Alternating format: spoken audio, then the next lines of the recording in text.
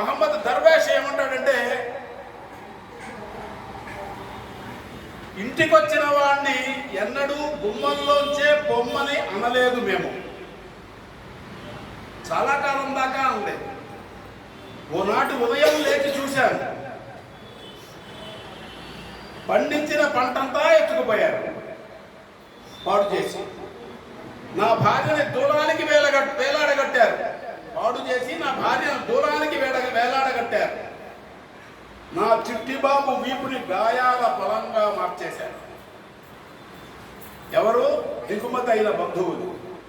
అందుకే గుమ్మంలో బాకులు, మందుగుండు పాతరా నాటాను.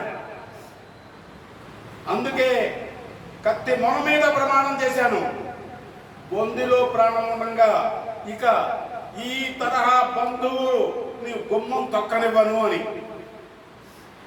తాత్విక స్వాప్నికుల మధ్య ఓ కవిని నిన్నటిదాకా, తాత్విక స్వాప్నికుల మధ్య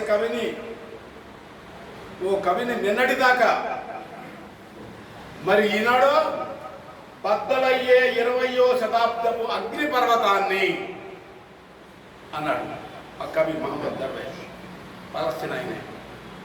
అంటే ఒక అగ్నిపర్వతం దర్వేష్ కాదు, పాలస్తీనానే ఒక అగ్నిపర్వతం. అయితే ఈ పాలస్తీనా అనేటటువంటి ఒక దేశాన్ని ఉన్నట్లే గుర్తించటం లేదు ఇజ్రాయెల్ వాళ్ళు కానీ, అమెరికా వాళ్ళు కానీ. ఐక్యరాజ్యసమితి తీర్మానాలు వీటి గురించి చెప్పారు. నేను ఒకటి కాదు, అనేక తీర్మానాలు ఉన్నాయి ఐక్యరాజ్యసమితి.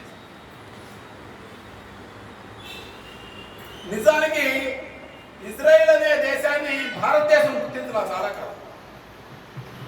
ఐక్యరాజ్య సమితిలో ఇజ్రాయెల్ దేశాన్ని కూడా ఏర్పాటుకి చేసిన రోజున భారతదేశం దాన్ని తిరస్కరించి దానికి వ్యతిరేకంగా ఓటు చేసింది.